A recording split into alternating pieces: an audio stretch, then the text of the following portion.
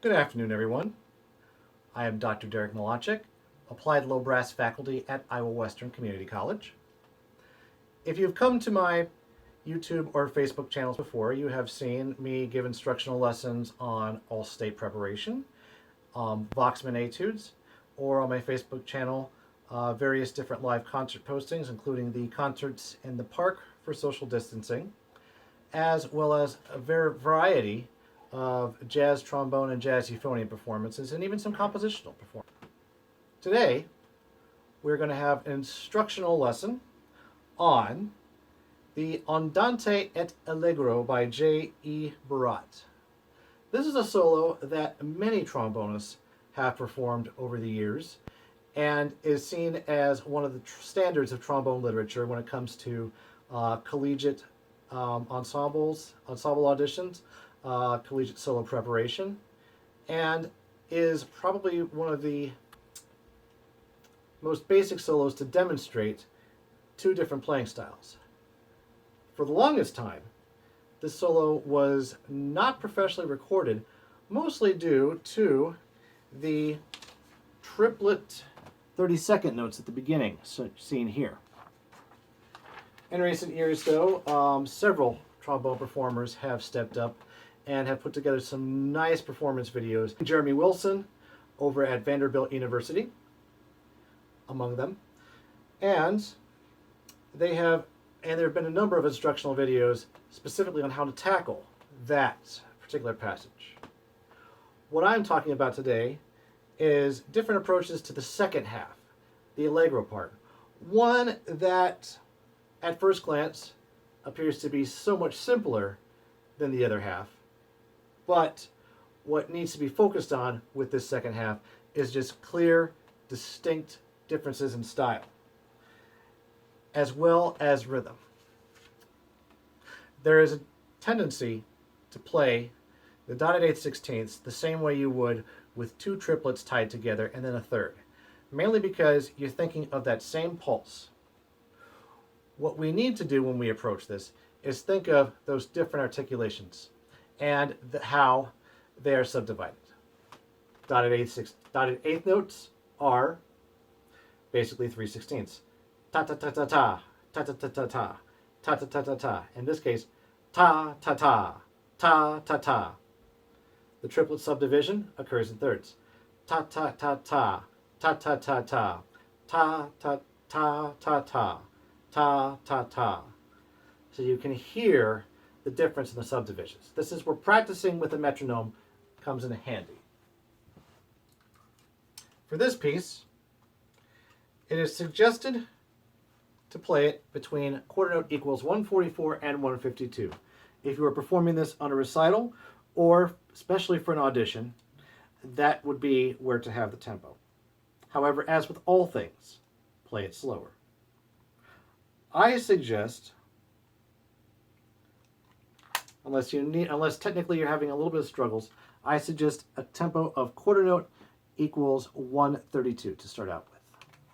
This way, you can be more consciously aware of the subdivisions, as well as the articulations and the dynamics. Dynamics are crucial to building this. When practicing with a metronome, especially in modern times, when you have your iPhone or your smartphone, or even the DB60 that I use, you can easily set it for those different subdivisions to show where your notes are going to line up. Let's just do it right now at a regular quarter note tempo, and I can show you how clear this needs to be.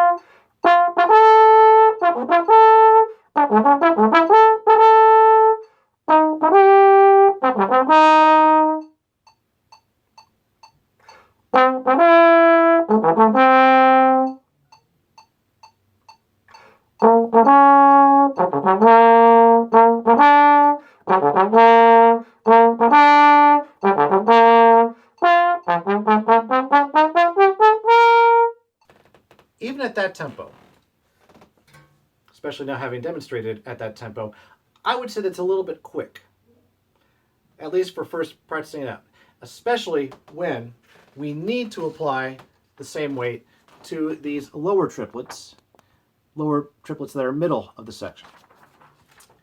If we spend a lot of time practicing jazz, one way we've been able to get around that is by ghosting notes. We cannot do that in this setting at all. Those notes need to be heard and spoken clearly. Let's drop the tempo now to 110, and let's see if we can get those articulations a lot clearer. Let's just practice that first round of triplets. 1, 2.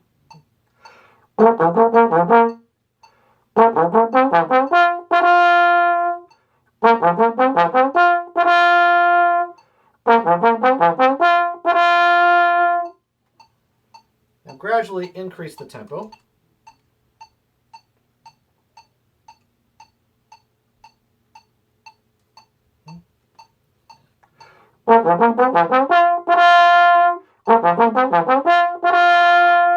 Until you have it comfortable enough where you can play it at the tempos suggested on the page.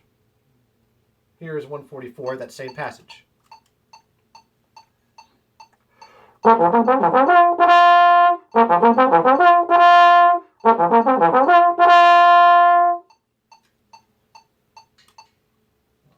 Be sure to practice that with you can practice that way with every one of those lines. The other thing I want to point out is the dynamic differences on that first section. And there are some clear crescendos and decrescendos in this. On the second line.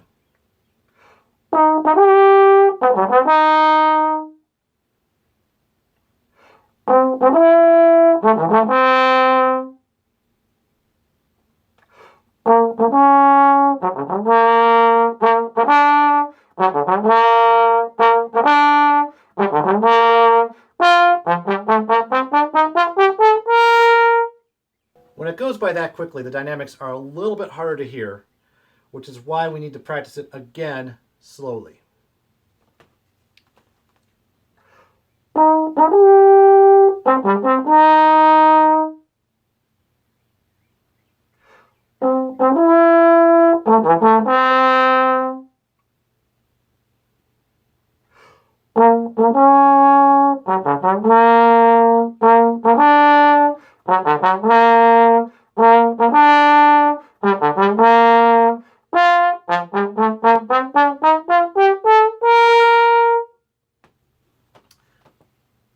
Watching the crescendo on that last passage is very important. We do not want to peak too early.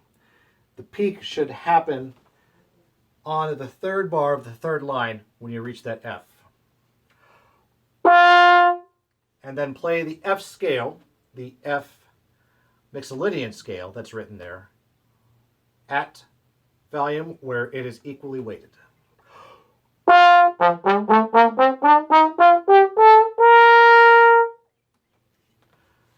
For dramatic flair, I recommend using a slight retard on that scale. It's not written in there, but it can also help set up the next phrase, which is more of a legato phrase. And it is from there where we will have our next lesson next time. This is Dr. Molacek, and I hope you have a wonderful day. Stay safe, stay healthy, stay at home. Take care.